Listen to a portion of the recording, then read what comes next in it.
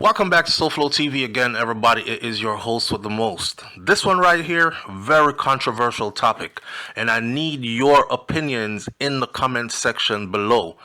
This is not suicide, it is death by euthanization. If you don't know what euthanization is, Euthanization. Euthanization, or to be euthanized. It means to be put to sleep and never wake up. Well, not wake up in this life anyways. Now here's a real life story about a woman who recently chose to be euthanized and chose the day and the time and the place, and she was terminally ill. So this conversation is about people who are terminally ill, who are hurting, who are suffering, who are at the last drop of life, death's door. Should they have the right to choose how they go out? The story goes like this. A British woman with terminal breast cancer has been euthanized on a beach in the sunshine in New Zealand just days after urging the UK to change its laws on assisted dying. This is what her friends had revealed. Now, this woman, I'm pretty sure she's British. She probably wanted to be euthanized in Britain and die comfortably in her own surroundings, but she had to go to New Zealand since New Zealand has legalized euthanization. Tracy Hickman is her name. She was 57 years old. She was diagnosed with terminal breast cancer in March of 2019, and she had been fighting it, and she had been fighting for euthanasia rights in the UK also before passing away on Wednesday. My thing about it is this. Not everybody can handle the pain. I know a lot of people are going to say in the comment section to this video, you never know. You have to fight to the end. Because I've seen people fight all the way to the end and they made a full recovery. And if they had given up, they would have lost their lives and not known if they could have made a full recovery or not. Yeah, that's one end of the argument. The other end of the argument, though, is we've seen many people fight and fight to their last breath, and they still died. And they suffered the entire time they were fighting before they actually died. So again, it's about a choice. The choice to suffer, the choice to wither away slowly and painfully, or the choice to go out on your own merit. I've had a nice life. This is the end. I'm checking out. I can't bear this pain anymore. I'll see you in the next life. And it's not like you're hanging yourself or blowing your brains out with a gun and your family is going to find this bloody mess. You're going in the most dignified way possible and at your own choice. Now, in a heartfelt tribute that was posted on Instagram, Tracy's podcasting pal, Dom Harvey, shared a picture of the pair alongside a caption that read, "Tracy Hickman passed away peacefully today." Speaking on Dom's podcast 2 weeks ago, Tracy revealed that she would be dying on a beach on May 22nd, surrounded by her sister, her brother-in-law, her niece, her husband or partner, and a few close friends. Explaining how the day would go, she said, with a smile on her face, "It will be hopefully have some chocolate for breakfast because I'm a chocoholic. And then I'm going to go down to the beach with the people I really love and listen to the waves and see the sea and put the rest of the medicine in." Wow. I don't know how else to say this other than that's super brave. She said she would feel such huge relief that she is able to do it in that way. Adding also, she said that she felt as if she had been given a massive gift, but did not reveal the beach that the assisted death would take place at. Of course, she's given up the time and the day. She didn't want to give up the name of the beach. I wouldn't want a bunch of media people showing up. Are you gonna kill yourself now? Are you gonna euthanize yourself today? This is where you said you would do it at. She said, I feel privileged. In the last few months, I've said goodbye to many people. How many people get a chance to do that when they pass away? A lot of people passed away without saying all the things they needed to say. She's had choice. She's been able to say goodbye. She's been able to say, I love you. I will forever love you. I'll see you in the world beyond this, etc., etc. Everything to put your own soul and others at ease. One of the hardest things when you lose a family member is not being able to say your last goodbyes, not being able to say what you wanted to say. I feel privileged, she said. Just feeling very fortunate to be in the position that I'm in. Among the hundreds of supporters and emotional comments under Dom's tribute post, one written by Tracy's partner, Paul, it says, thanks for your handling of the story, he wrote.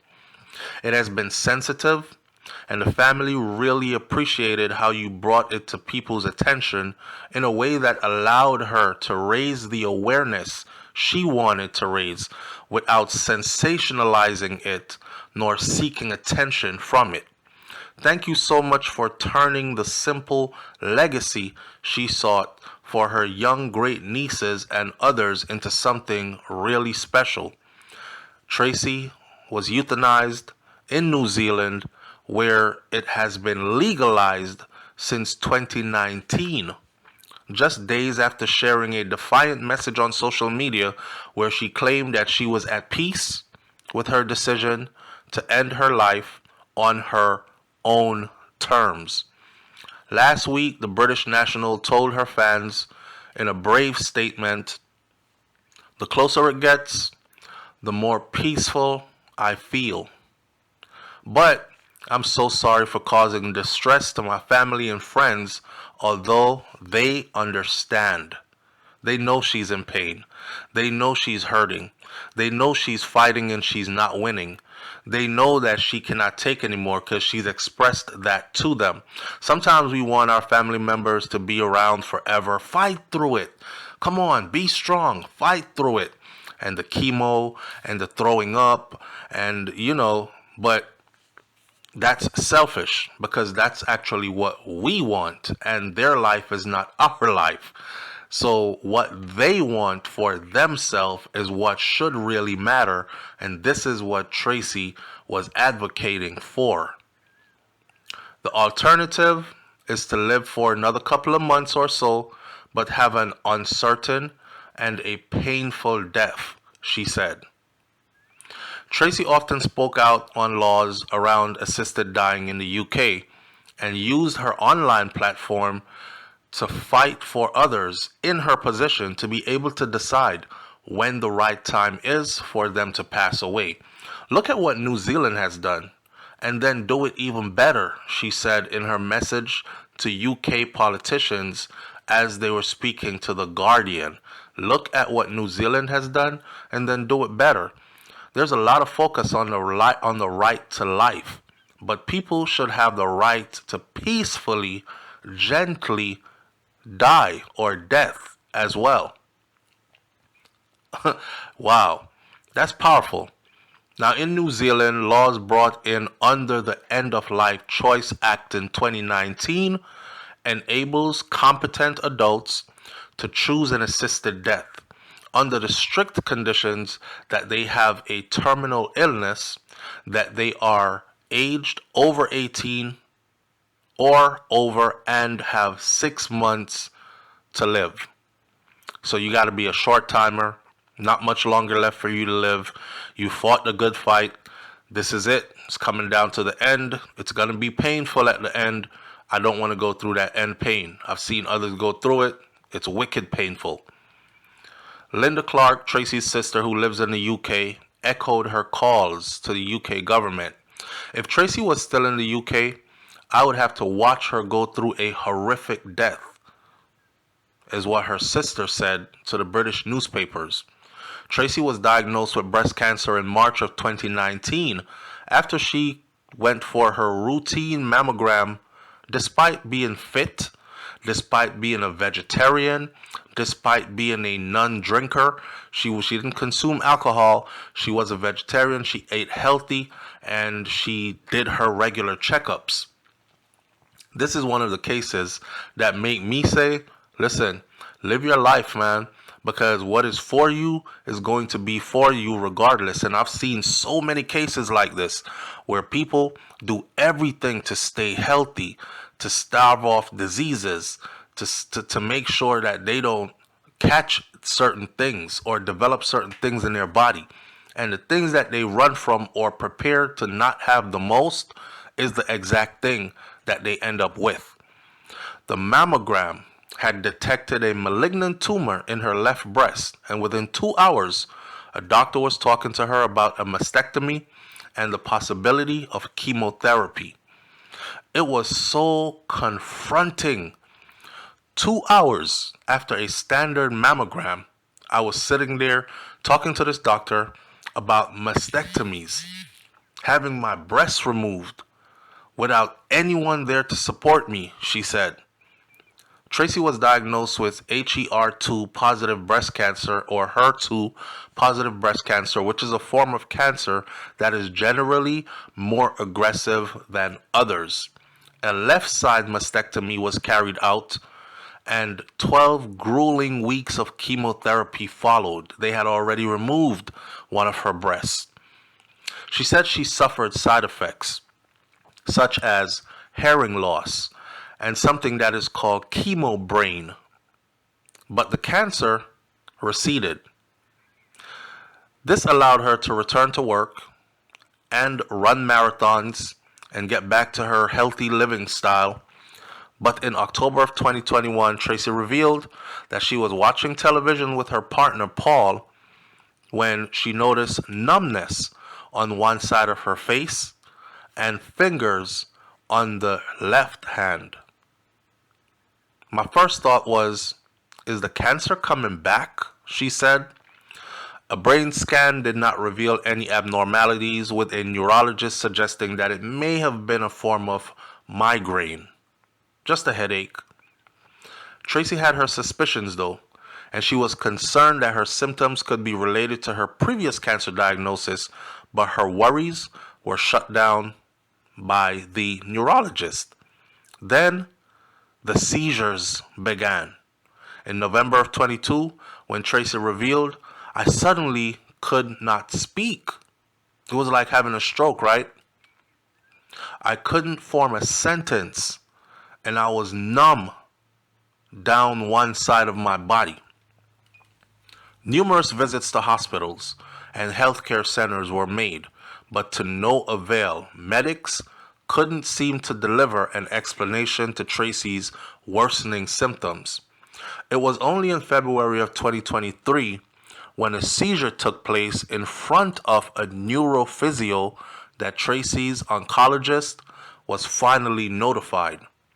An MRI an MRI of her back caught 2 tumors, and a following PET scan showed more tumors that had spread into her lungs, into her chest walls, into her lymph nodes, and into her spine. See, this is the part right here where I think her doctors took her situation lightly from the first incident, and they missed everything else that was happening. And by the time they got it, it was too late. It had spread everywhere. Tracy said that at this stage, she was not eligible for an assisted death, as doctors believed that she had more than 6 months to live, although the cancer was spreading quickly. They did a scan, and the scan showed that between February and April, it got really bad. They started talking about me possibly not making it to Christmas.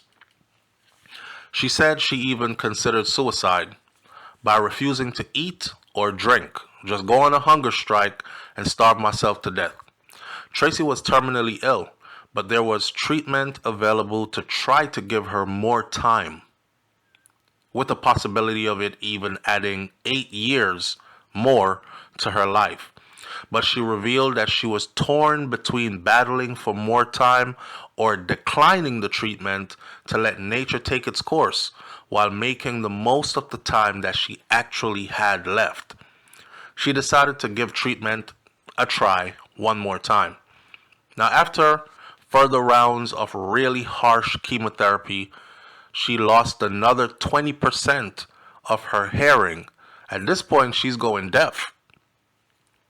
The treatment also led her to have nerve damage resulting in incontinence, which means she was starting to, you can't control your bladder and your bowels, which she described as one of the hardest things to deal with in life. You're now pooping and peeing on yourself. Immunotherapy gave her diarrhea and dimmed her mental capacity, making it hard for her to concentrate, to think, or to make decisions. So imagine having diarrhea and then at the same time having incontinence, unable to control what's coming out. Now, after suffering through the painful side effects, she told her oncologist she did not want any more treatment.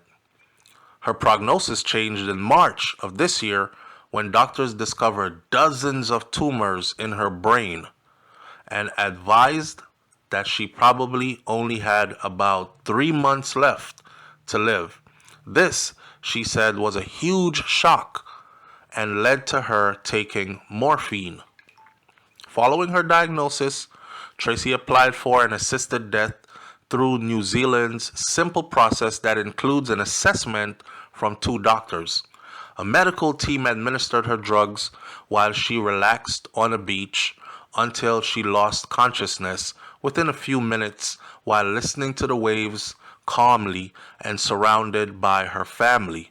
Euthanasia, or medically assisted death, is currently illegal in both the UK and the wider British Isles. And currently, any medic or person who performs euthanasia can face prosecution for manslaughter or for murder. I believe there was a doctor named Dr. Kevorkian.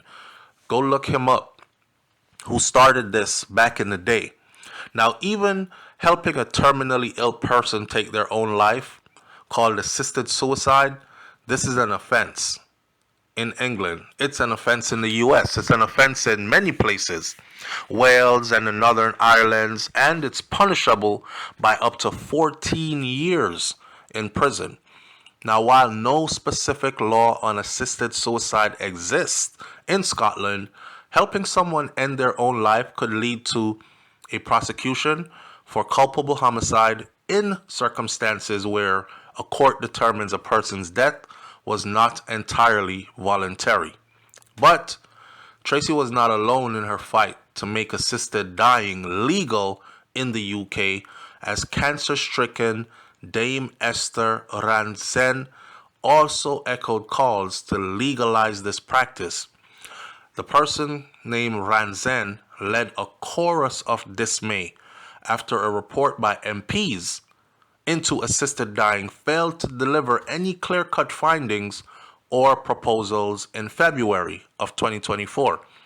The inquiry, carried out by the Health and Social Care Committee, was set up to provide a basis for discussion into whether the laws should be changed or not. But the committee stopped short of calling for a House of Commons debate, which would have allowed MPs to thrash out their differences on existing legislations before holding a vote. Well, it instead recommended that the government should consider how to respond if moves are made to bring assisted dying into law in parts of the UK. Dame Esther, who has stage 4 lung cancer and has signed up for the same thing, assisted dying clinic in Switzerland, branded that report profoundly disappointing. She said of the report on February, "Many of us feel it is time this country caught up with the best practices abroad, and the only way to achieve that is for a proper debate in Parliament with a free vote at the end of it. I am profoundly disappointed that this report, which many of us have been waiting for, does not come up with that recommendation. I am afraid in many ways it was a wasted opportunity. Now, with Tracy leaving behind a legacy following her fight to have euthanasia laws changed in the UK, Jersey's parliament today voted in favor of drawing up controversial laws to establish an assisted dying service on the island for terminally ill people. A state assembly debate saw members become emotional while discussing this delicate subject. Jersey's government said to be able to access the assisted dying service, a person must have been a resident of the island for at least 12 months prior, which means they don't want anybody flying from any other place in the world to come there to die. So you would have to be living there for at least a year before. But mind you, you won't qualify unless you have 6 months or less to live. Members of the state Gref in St. Helier yesterday voted by a majority of 32 to 14 for a service for terminally ill people with life expectancy of 6 months or 12 months if they have a neurodegenerative disease known as Route 1, but an option known as Route 2 to extend a law to people with an incurable physical condition which might not be terminal but is causing them unbearable suffering was rejected by a majority of 27 to 19. So in other words, the law is in the hands of lawmakers, and lawmakers are saying suffer. If you have 6 months or less to live, then we might look at if that you should have the right to choose how you die. But if you just have this degenerative disease, degenerative, by the way, for my audience, means, for those of you who don't understand, a degenerative disease means it'll never get better. It will consistently be getting worse for the rest of your life. It can be controlled and be slowed down through medication and treatment and therapy, but they can't stop it and they can never reverse it. That's what degenerative means. So a degenerative disease that is causing you constant pain, they want that also to be on the list, not just 6 months to live.